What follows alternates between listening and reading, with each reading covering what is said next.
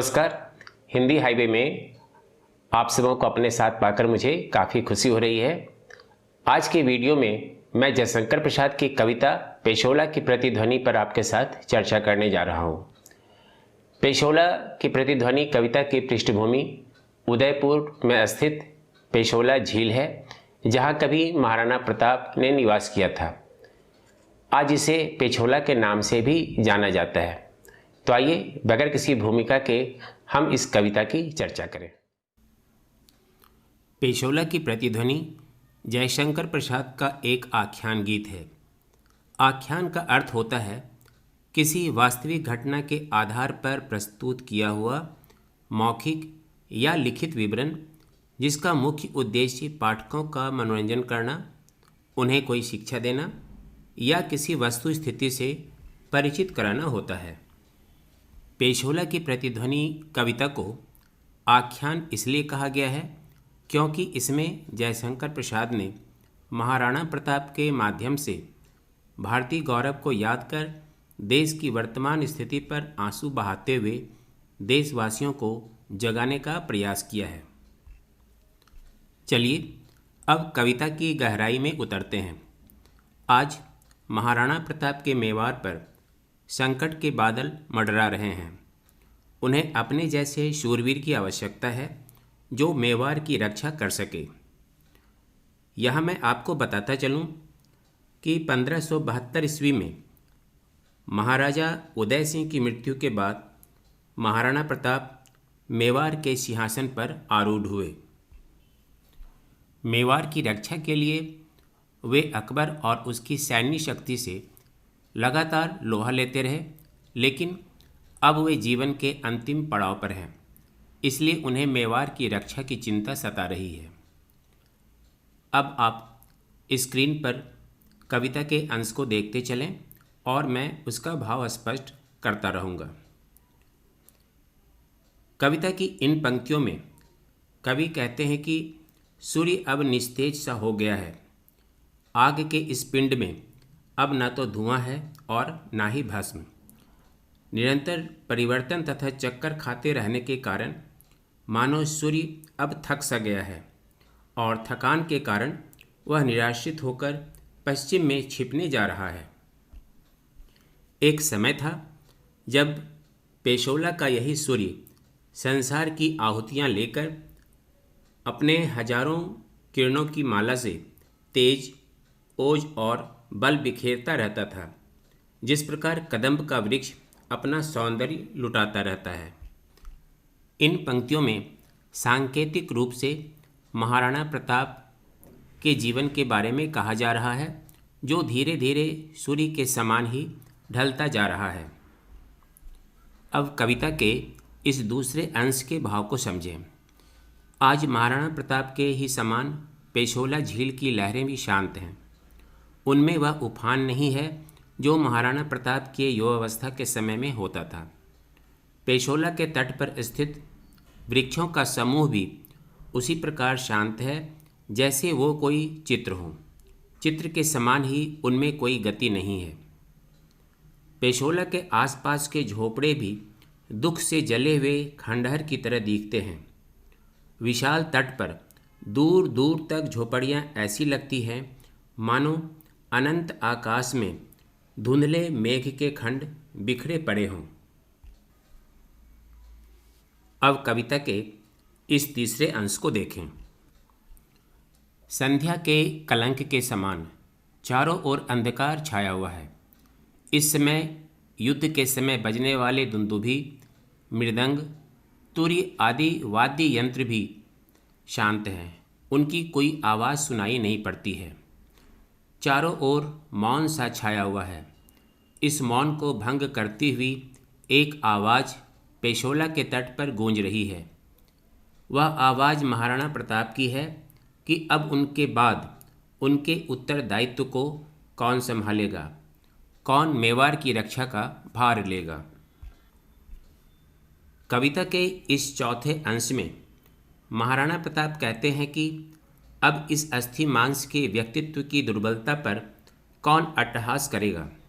वह कौन है जो लोहे से ठोक, वज्र से परख कर प्रलयकालीन उल्का के खंडों की कसौटी पर अपने आप को परखकर अपनी हड्डियों की चूर्ण राशि पर हंसते हुए मेवाड़ की रक्षा का भार लेगा।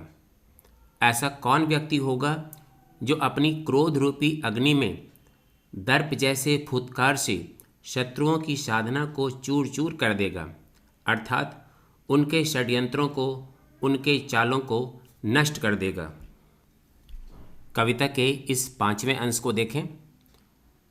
जब महाराणा प्रताप के प्रश्न पर कोई उत्तर नहीं आता है तो एक बार फिर वे पूछते हैं कि कौन आज़ादी के दायित्व का निर्वाह करेगा। मेवाड़ में वह कौन जीवित व्यक्ति है जिसकी सांसें चल रही हैं और अरावली पहाड़ी की भांति सिर ऊंचा करके कह सकता है कि देश की स्वतंत्रता पर वह कभी आँच नहीं आने देगा।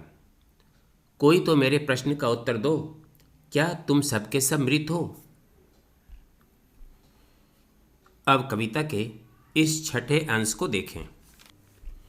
महाराणा प्रताप की निराशा क्षण प्रति क्षण बढ़ती ही जा रही है।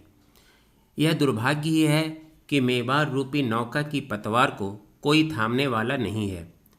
प्रसाद जी निराशा की इस गहन स्थिति को चित्रित करते हुए कहते हैं कि मृत्यु रूपी मछुआरा महाराणा प्रताप को अनंत मृत्यु लोक की ओर खींच कर ले जा रहा है, लेकिन उनकी सांसें मछली की भांति इस आशा में अटकी है कि शायद कोई यह कह दे कि मेवाड़ की रक्षा का भार वह उठाएगा। अब कविता के इस अंतिम अंश को देखें। कवि कहते हैं कि महाराणा प्रताप के निराशा भरे शब्द आज भी पेशोला में गूंज रहे हैं। मेवाड़ का किला उनके उत्तराधिकारी विलासिता में डूबे हैं और महाराणा प्रताप के शब्द वहाँ खो गए हैं, लेकिन पेशोला के जल पर वे आज भी गूंज रहे हैं। जल में उठने वाली लहरें उन गूंज की प्रतीक हैं।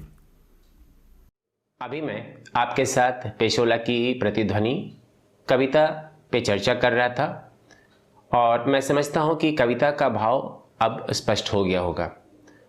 केवल अभी की बात ना करें, जब मैं भी अपने छात्र जीवन में था तो मैंने भी इस कविता को पढ़ा था और मेरे मन में एक सवाल ये बार बार कौंधता था कि मेवाड़ तो वीरों की भूमि रही है, महाराणा प्रताप भी वहीं के थे, फिर आखिर महाराणा प्रताप को लेकर ये कविता क्यों लिखी गई? उनके मन में जो निराशा उपजी थी उस निराशा का कारण क्या था? जब मैं छात्र जीवन में था तो मेरा यह प्रश्न अनुत्तरित रह गया था, इसका जवाब नहीं मिल पाया था, लेकिन आज मेरे पास इसका जवाब है और शायद यह सवाल आपके मन में भी उठ रहा होगा कि महाराणा प्रताप के मन में आखिर इतनी निराशा की भावना कहाँ से आई। तो चलिए इस प्रश्न का उत्तर मैं आज आपको दे देता हूँ। बात दरअसल उस समय की है जब महाराणा प्रताप पेशोला की झील के पास रह रहे थे और वहीं की एक छोटी सी घटना ने उनके मन में यह निराशा की भावना भर दी थी, इस आशंका को जन्म दे दिया था। अंग्रेज इतिहासकार कर्नल टॉड ने इसके बारे में लिखा है। उन्होंने लिखा है कि एक बार पेशोला झील के पास महाराणा प्रताप से मिलने उनके पुत्र अमर सिंह वहाँ पर पहुँचे। महाराणा प्रताप जिस झोपड़ी में रह रहे थे वह झोपड़ी छोटी थी, उसकी छत भी छोटी थी और जब वहाँ से निकलने लगे महाराणा प्रताप के पुत्र अमर सिंह तो उन्हें इस बात का ख्याल नहीं रहा कि झोपड़ी की छत छोटी है, उन्हें सर झुकाकर निकलना चाहिए।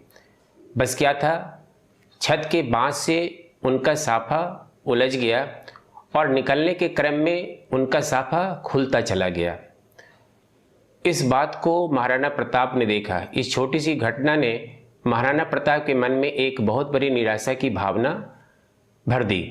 उन्होंने अपने मन में सोचा कि मेरा जो उत्तराधिकारी अपना साफा नहीं संभाल सकता है वह भला मेवाड़ को कैसे संभाल पाएगा।